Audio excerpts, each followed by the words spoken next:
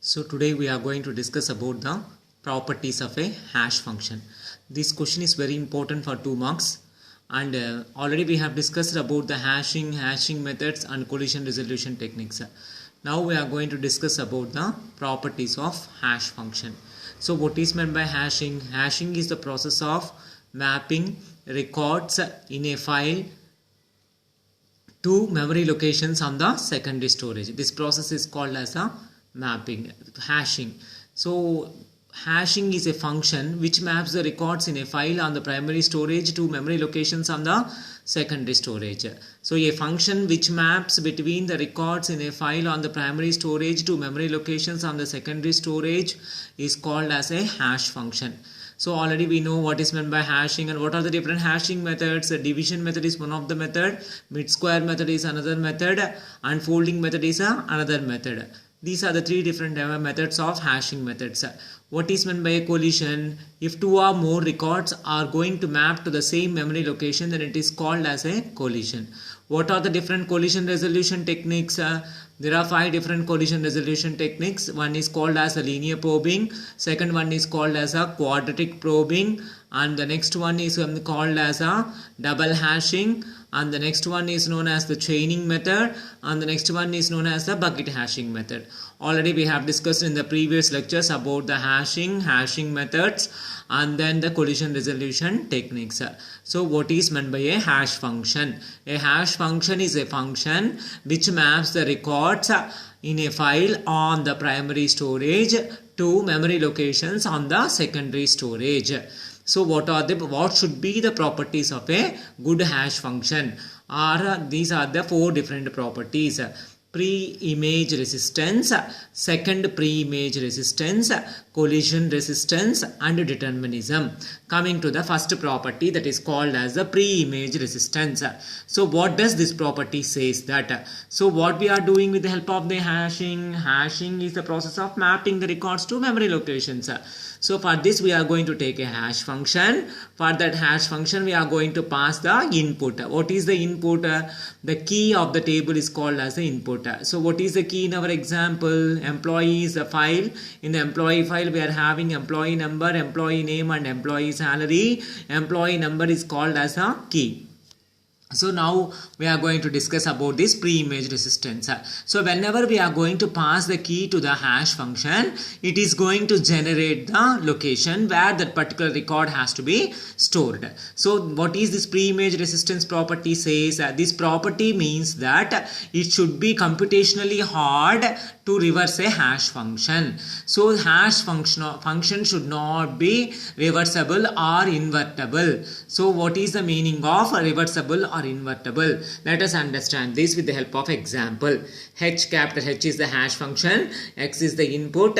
Whenever X input is passed to the hash function, we are going to get the output Z as the output. H is the hash function, X is the input key, that is employee number in our example, and Z is the location. Let us assume a function f of x is equal to 2x plus 3. We are having a simple function f of x is equal to 2x plus 3. How we can write y is equal to f of x and y is equal to 2x plus 3, y minus 3 is equal to 2x, x is equal to y minus 3 by 2, where x is equivalent to f inverse of y minus 3 by 2. That is, already we have taken a function f of x is equal to 2x plus 3, but we are able to find out the inverse of the function. So some functions we are able to find out the inverse, for some functions we are not able to find out the inverse.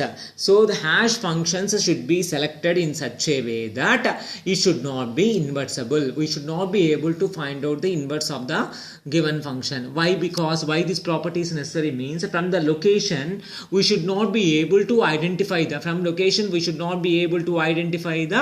input. So from input only we have to find out the location. From location we should not be able to find out the input. This property is called as the pre-image resistance. This property means that it should be computationally hard to reverse a hash function. In other words, if a hash function capital H produced a hash value Z, then it should be a difficult process to find input value X from Z. From X we can find out the Z. From Z we cannot not find out the X. So what is X? X is the input, or key, or employee number. What is the Z? Z is the location where a particular record has to be stored. So what does this pre-image resistance property says that so the whatever the hash function that exists, we should not be able to find out the inverse of the given hash function. That means whenever we are going to give the key, we should be able to find out the location, but from the location we should not be able to find out the key. This property is called as the pre-image resistance. We can find the inverse of a function, but hash functions must not be invertible. They should not exist inverse for a hash function. This property is called as the pre-image resistance. Coming to the second property, that is called as the second pre-image resistance. What does this property says? Let us take for example, input X is there. We have passed that input X to the hash function capital H. Then what is the location? H of X is the location. If there is some other input Y is there, that is H of Y, we have computed the location in such a way that two inputs should not map to the same location. That means whenever one input maps to a particular location, there should not be any other input that maps to the same location. This property is called as the second pre-image resistance.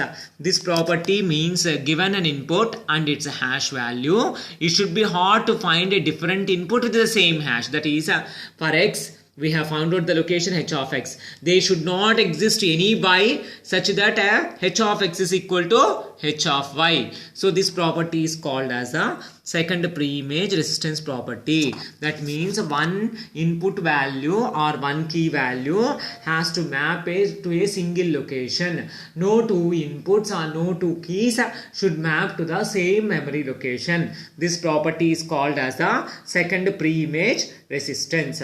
Coming to the third property, that is called as the collision resistance. We are going to call this as the collision resistance. What does this property say? So this property means that it should be hard to find two different inputs of any length that